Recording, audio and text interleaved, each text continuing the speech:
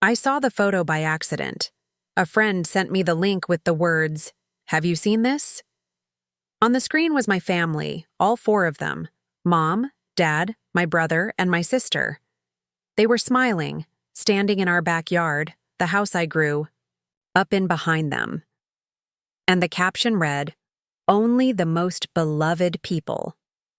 I reread those words 5 times, as if maybe I had misunderstood. But there was no mistake.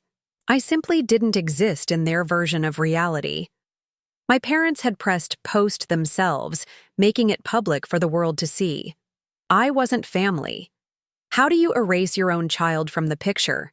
How do you tell everyone without hesitation that she isn't loved? Something inside me snapped right then. It wasn't crying. It wasn't screaming. It was a cold clarity. Because if they had decided to erase me, I would show them I knew how to erase too. Only my way would be different. I had proof, records, and years of swallowed silence that could now become my weapon. I didn't grow up in a family that hugged much or said "I love you" out loud. Instead, our house was full of quiet rules, the kind that weren't written down but everyone knew. My brother Daniel was the golden child.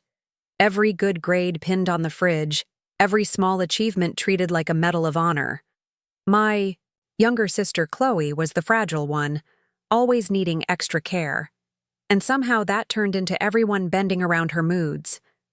And me? I was the one who filled in the gaps, the one who was expected to understand when attention went elsewhere. If I protested, I was dramatic. If I succeeded, it was, "Well, of course you did. You're independent." Praise was rationed, but responsibility was endless. Looking back, I can see the pattern, but when you're a child, you think that's just how families are. You think maybe love is supposed to feel like a competition you never signed up for. As I got older, the differences became harder to ignore. Daniel crashed the car at 17.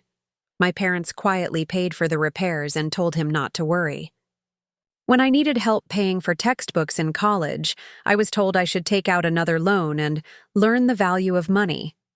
Chloe moved back home twice after failed relationships, welcomed with open arms and redecorated rooms. The one time I considered moving back temporarily after losing my job, I was told there wasn't enough space. I learned not to ask. I learned to keep my victories to myself too, because no one wanted to hear them. The spotlight was already spoken for. That photo wasn't the first time they'd erased me. It was just the first time they'd done it so publicly. And the caption, that careless, cutting caption, was worse than any argument we'd ever had. Because it wasn't just about me anymore.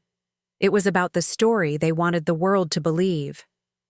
That they were a perfect, tight-knit family, all beloved, all smiling.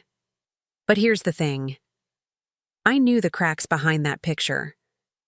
I knew the debts they didn't talk about, the secrets they buried, the favors they owed me but never admitted. And once they posted that photo, they pushed me completely out of the frame. I decided I wouldn't keep their secrets safe anymore. I was done being the quiet shadow. I was going to step into the light even if it burned every bridge left standing. When I was a kid, I used to beg to be in the family Christmas cards, the ones Mom mailed out to relatives we never saw, but every year there was a reason I wasn't front and center. Sometimes it was that I was away at a school event. Other times it was that the photo had already been taken when I got home. But now I realize it wasn't about scheduling. It was about narrative. Because even back then, they liked to showcase the perfect trio. My brother, the achiever, my sister, the delicate darling, and my parents as the devoted caretakers. And I was just the extra puzzle piece that didn't fit. And over time, I stopped asking, stopped insisting, until I barely appeared in any memory they curated. It was like they were rehearsing for the moment when I'd be completely edited out. Fast forward to my 20s, when I helped my dad with his small business, late nights organizing spreadsheets, catching errors that would have cost thousands, and not once did he thank me publicly. He'd say quietly, "Good work." But then, go brag to his friends about how Daniel was learning the ropes of finance, as if my work had Daniel's name stamped on it, as if credit was transferable when it came to his favorite son, and I told myself it didn't matter, that I was helping because I cared, but the truth is I cared about being noticed and it never happened. And when Chloe needed a last-minute loan for her car down payment, she called me crying, and I wired her the money without hesitation, and weeks later at a family dinner, my parents toasted Daniel for always looking out for his sister. Even though it wasn't his money at all, and I sat there smiling politely, my stomach in knots, realizing how invisible I had become in my own story. The photo was just the latest knife twist, the boldest declaration that I wasn't a daughter worth claiming. But unlike before, unlike all the other times I swallowed it down, this time something in me refused to stay silent, because silence was what had built this whole illusion of theirs. And now I was ready to tear it apart piece by piece, starting with the records I kept, the transfers I made, the receipts with my name on them, the proof that I was always there holding everything together while they pretended I didn't exist. And I knew that once I pulled the first thread, their perfect little picture would unravel faster than they ever imagined. I started small, not with shouting or accusations, but with quiet moves that couldn't be undone. The kind of moves you make when you know the truth is on your side and you don't need to embellish a thing. I pulled up the old bank statements where my name was listed as the sender on the transfer that kept Chloe's car from being repossessed. I saved the emails where Dad forwarded me invoices with urgent notes like, "Fix this before the auditors see it." And I had the spreadsheets I worked on at 3 a.m. while Daniel was out drinking with his friends, his only contribution being the bragging rights he collected later. And I gathered it all into a folder, labeling it with the most innocent word I could think of: family. But really, it was evidence. Every overlooked effort, every erased sacrifice. And I realized I had enough to tell a very different story than the one they posted online. Then came the moment that tipped everything forward. A comment under their photo from a family friend saying, "What a beautiful picture, such a perfect family." And something about those words made me laugh. A cold laugh I didn't recognize. Because if they only knew, if they only saw what was underneath the smiles, they would never call it perfect. They would call it staged. They would call it dishonest. And I realized I wasn't just angry anymore. I was ready to expose them. So I started with my aunt, the one who always suspected something was off but never had proof. I forwarded her one document, just one, the transfer receipt with my name on it, and I wrote, "Next time they say Daniel helped Chloe, remember this." And she replied in minutes, "I knew it, I always knew." And that was the first crack. From there, I planned carefully, because revenge without strategy is just noise, and I didn't want noise. I wanted silence from them, the kind of silence that comes when the truth is undeniable, when people stop defending themselves because every word will only dig them deeper. And as I sat there scrolling their photo again, their smiles bright, their arms linked without me, I knew I was about to become the shadow they couldn't erase, the one that haunted every image, every caption, every performance they tried to stage. The next step wasn't blasting everything online like they had done with that photo. No, that would have been too easy, too sloppy. Instead, I decided to aim where it would hurt most, their reputation with the people they were desperate to impress, because my parents lived for appearances, for the nods of approval at church, the compliments at neighborhood barbecues, the whispered envy of friends who thought we were a flawless family. So I chose my audience carefully. I started with the pastor's wife, who once told me how lucky I was to be raised in such a devoted home. I sent her an email with attachments, not explanations, just the documents lined up one after another, and I knew she'd share them because she loved a scandal more than anyone. And within days, I heard from a cousin in another state asking why Daniel had claimed in a job interview that he handled all of Dad's business finances when clearly the work was mine. I hadn't even told her. Someone else had already spread it, and that was exactly what I wanted. A wildfire I didn't have to fuel myself. Meanwhile, I watched my family try to keep their story intact, but little cracks began showing. Dad looked more tense in his posts, Mom's cheerful captions felt forced, and Chloe went quiet online, which for her was unheard of. And I knew they felt it. The shift in how people looked at them, the subtle withdrawal of admiration, the cooling of that constant attention they fed on. The best part was that I never raised my voice. I never confronted them head on. I just let the truth move through the channels they couldn't control, and as it spread, I felt the power shifting for the first time in my life, because they had erased me from their picture. But now I was the shadow in every corner, the unspoken name on everyone's lips, and I wasn't going to stop until their perfect illusion collapsed completely. It didn't take long before the phone calls started. Mom first, her voice sweet but strained, asking if I'd been talking to people, because some things are being misunderstood. And I let her twist in that discomfort, answering only with, "I don't think anyone misunderstood anything." And the silence on the other end was delicious, because for the first time she had nothing rehearsed to cover with, no tidy excuse to press into my ear, just silence. And then she hung up quickly, like the words might burn her if she stayed. A week later, Daniel texted me at midnight, something he never did, saying we needed to clear the air. But his tone wasn't apologetic, it was defensive. He wrote that family was about forgiveness, that dragging up old receipts was vindictive. And I laughed out loud reading it, because he finally admitted without meaning to that the receipts were real, that the story I'd built was solid enough to make him sweat. Chloe tried a different angle, crying on the phone, saying she never asked me to stay invisible, that she appreciated what I'd done, but then slipped by accident, calling me too intense, like Mom always did. And I realized she still didn't see me. She just wanted me to stop, to go back into the quiet role where they could feed off my help and erase my name later. But that door was already locked, and I wasn't stepping back through it. Meanwhile, I kept releasing pieces strategically, not all at once, one transfer here, one invoice there, until their circle was buzzing with whispers, until people they relied on started pulling away. No more easy compliments, no more invitations.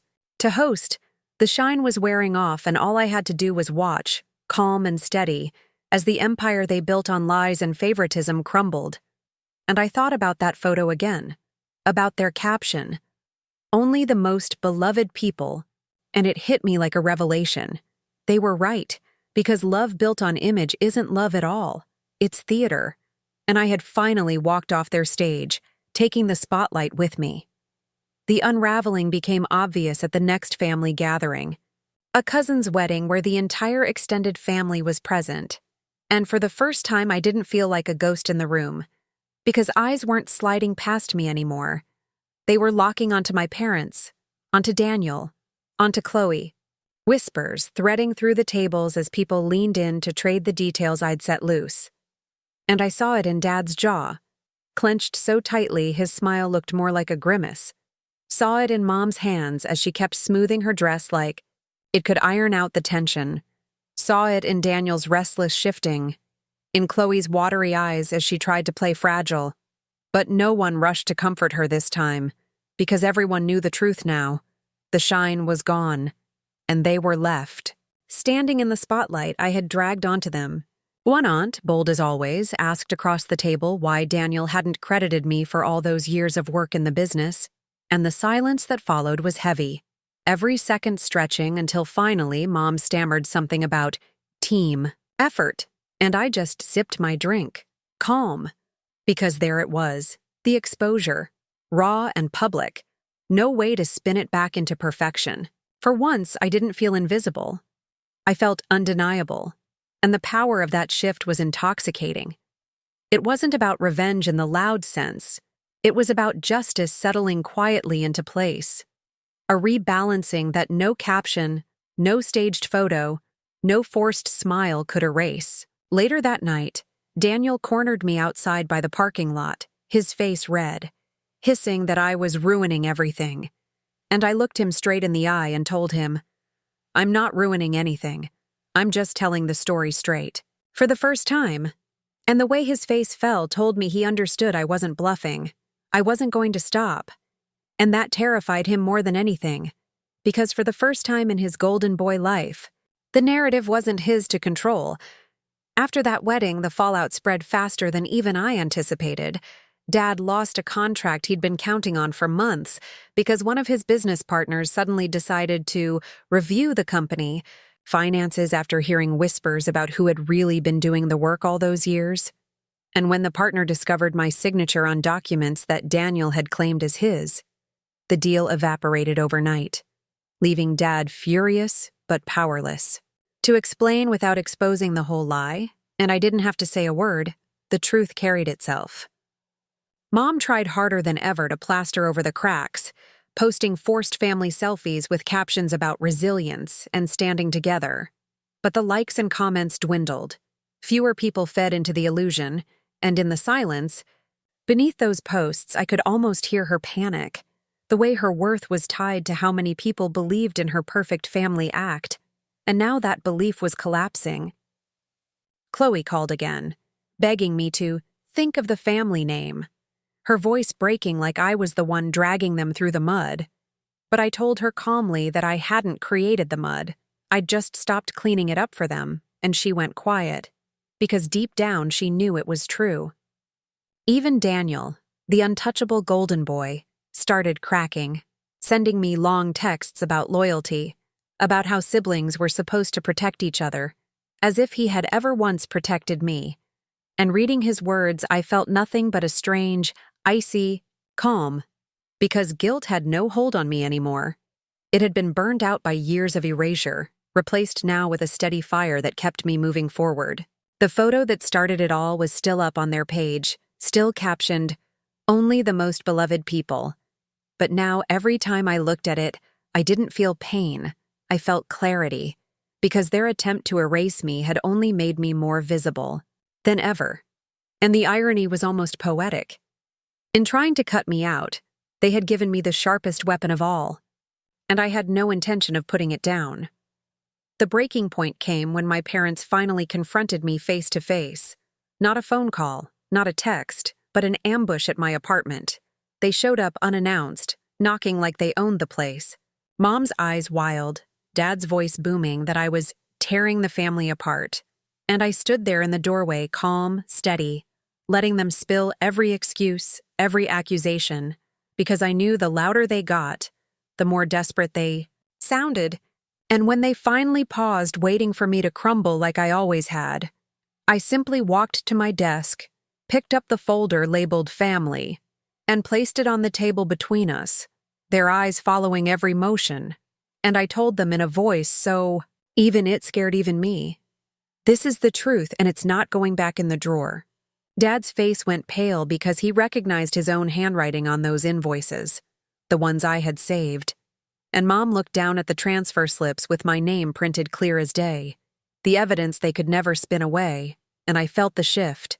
In the room, the first real power I'd ever held with them, and it was undeniable. They tried a different tactic then, softening, pleading, saying family should forgive, that the past didn't matter if we could move forward together, but I only smiled, because forgiveness without accountability is just permission to repeat, and I wasn't granting them that anymore. So I closed the folder slowly, slid it back toward me, and said, "You wanted a family without me. Well, now you have one." The silence after that was heavier than any shouting match we'd ever had, and for once, they were the ones who left first, retreating down the hallway with nothing resolved, because deep down they knew there was no fixing this, not with apologies. They didn't mean, not with promises they wouldn't keep. And as the door shut behind them, I felt the strangest relief, like I had finally locked them out of more than just my apartment. I had locked them out of the story they had written without me. In the weeks that followed their visit, the silence between us turned into a canyon, wide and echoing. But instead of loneliness, I felt freedom. I poured my energy into myself for once, into late evenings at the gym where no one expected me to answer their emergencies, into long mornings with coffee where I didn't have to check my phone for their demands, and slowly I felt my own life expand into the space they had always occupied, space I hadn't realized I'd been handing over. For free all those years, I stopped keeping their secrets and started telling my story openly, not as revenge anymore, but as reclamation. And the more I spoke, the more people leaned in, friends, co-workers, even extended relatives who confessed they'd always sensed something was wrong. And instead of being the invisible one, I became the one others trusted with their own hidden truths, because they knew I wouldn't erase them the way I had been erased. Meanwhile, my family kept scrambling, trying to rebuild the image they'd lost, but every attempt looked thinner, more desperate, like a stage play running on fumes, and even their closest friends stopped clapping, because no one believed in the performance anymore.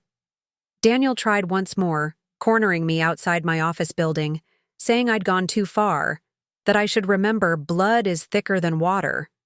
And I looked him straight in the eye and said, "Maybe, but lies are thinner than paper," and I walked away before he could answer, leaving him standing on the sidewalk speechless.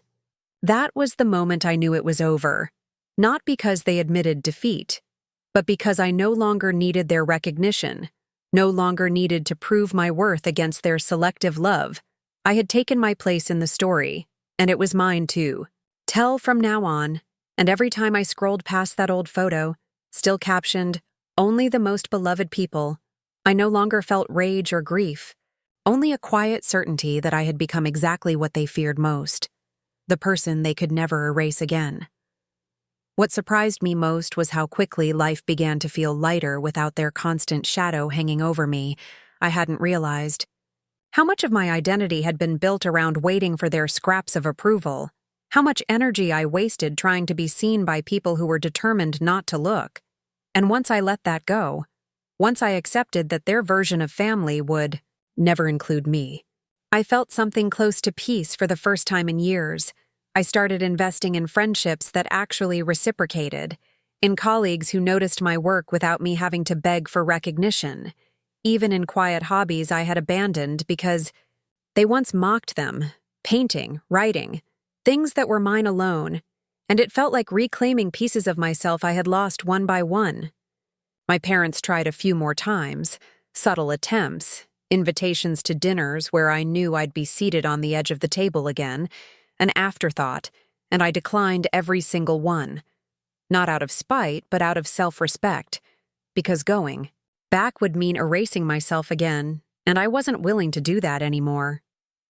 Chloe sent me long messages, guilt-soaked apologies that still somehow circled back to her being the victim, and I answered with silence. Not cruelty, just absence. Because I had learned that sometimes the loudest boundary is not engaging at all. And Daniel, the golden boy, tried to rebuild his spotless image. But it was too late. The truth had stained it permanently. People no longer spoke of him with awe, but with skepticism, and that was a consequence he would have to live with. As for me, I finally stopped checking their posts altogether, stopped caring about their captions and their staged smiles, because their story was no longer mine, and the life I was building didn't need their approval, their audience, or their frame. And that freedom, that clean break, was the kind of revenge that didn't scream but whispered, steady and permanent, and it felt better than any applause I could have forced from them. The real shift came when I realized I no longer cared if they ever apologized, because an apology from them would have been another performance, a line delivered to keep the image alive, and I didn't need it anymore. What I needed was distance, and I had that at last. The silence between us was no longer a weapon they wielded, but a choice I controlled, and in that choice I found power. I poured myself into my career. The very skills they had stolen credit for now became my badge of honor. Colleagues began to trust me with bigger projects. My name, my real name, not Daniel's, started appearing on reports and presentations, and I felt a satisfaction deeper than any compliment my parents had ever withheld. I even started therapy. something they would have mocked as indulgent. And for the first time, I spoke out loud about the years of erasure, the invisible weight I carried, and hearing myself say it broke something open made me see how much I had survived, how much stronger I had become because of it, not in spite of it. And the more I healed, the less their absence hurt. Because it wasn't absence anymore. It was space, wide and open, room for me to breathe and grow and live without their constant script playing in the background. Sometimes people asked if I missed them, if I'd ever go back, and my answer was simple. You can't miss something that was never really there, and going back would be like walking into a photograph where I'd been cut out, smiling next to people who never truly saw me, and I wasn't willing to pretend anymore. That was the real revenge, not their downfall, not the whispers or the documents, but my refusal to keep playing the invisible daughter in their perfect little play, and in reclaiming my place outside their frame, I finally became whole. What I didn't expect was how their silence turned into a kind of echo that reached me through other people. Neighbors who used to gush about my parents now pulled me aside to say they admired my strength. Co-workers who knew pieces of my story quietly shared their own wounds about families that chose favorites. And suddenly I wasn't the isolated one anymore. I was part of a different kind of family, one built on honesty and mutual respect instead of hierarchy and erasure. And that connection felt stronger than anything I had grown up with. My parents, meanwhile, doubled down on appearances, posting more photos than ever, as if frequency could drown out truth. But each picture looked thinner, their smiles brittle, the comments shallow, and I realized their stage was collapsing even. As they kept performing, and I didn't have to lift a finger to make it happen, the truth had already done the work. Daniel vanished from social media altogether, his golden boy shine stripped away, while Chloe kept hinting at vague family struggles, fishing for sympathy. But fewer and fewer people took the bait, because people sense when a narrative is false, and theirs was falling apart. For me, every day I stayed quiet, every day I chose my own peace over their chaos, was another victory. Because the girl they erased had become the woman they couldn't ignore. And the best part was I didn't need to watch them unravel anymore. I had moved past needing their downfall as proof of my worth. My life itself was the proof, and it was brighter without them than it had ever been inside their shadow. Months passed, and what once felt like open wounds began to scar over. Not ugly scars, but reminders, proof of survival etched quietly into me, and instead of replaying their rejection, I started focusing on the spaces I was building for myself. Dinners with friends who laughed with me, not at me. Weekends spent traveling to places I chose without checking anyone's approval. Mornings where I woke up to calm instead of dread. And slowly I began to see that family isn't always the people who share your blood.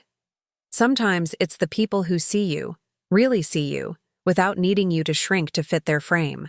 My parents still hovered in the background, reaching out on birthdays with messages that felt more like public gestures than genuine words.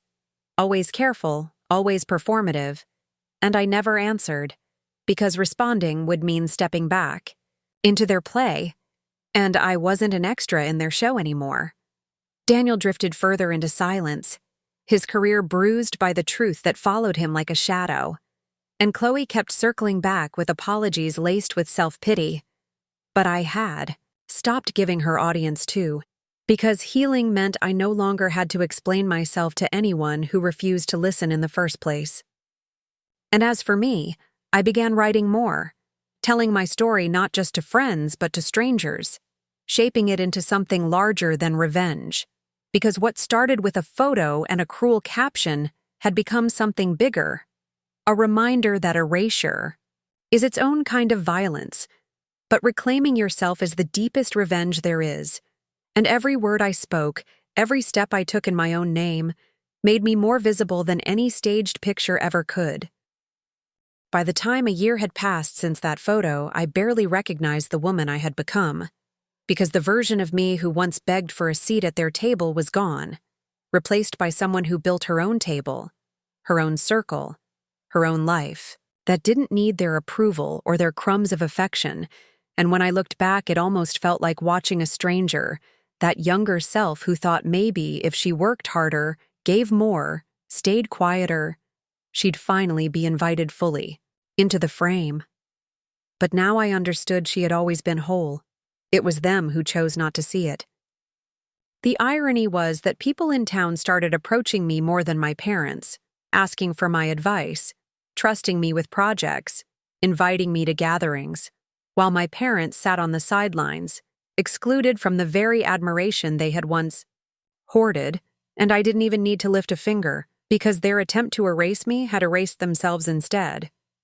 Sometimes I caught glimpses of them at community events, sitting stiffly, smiles strained, no longer the admired couple with their golden children, and I felt no rage, no desire to twist the knife, only distance, because the sweetest revenge had already unfolded. Their erasure had backfired, and my existence was undeniable. I had become visible not by forcing their recognition, but by refusing to need it, and that power, quiet and unshakable, was something they could never take back, no matter how many photos they posted, no matter what captions they wrote, because the truth was no longer theirs to control. It was mine, and I intended to live it fully, frame by frame, on my own terms. The final proof that I had broken free came one evening when I stumbled across their social media again. Not because I was checking, but because someone had tagged me in a comment under one of their new photos, a staged dinner shot with the same forced smiles, the caption reading, "Family is everything." And instead of the old sting, I felt nothing but a steady calm, because I no longer believed their words held any weight. Their captions were theater lines, their smiles stage lights, and I wasn't in the audience anymore. I closed the screen without anger, without sadness, and turned back to the life that was mine.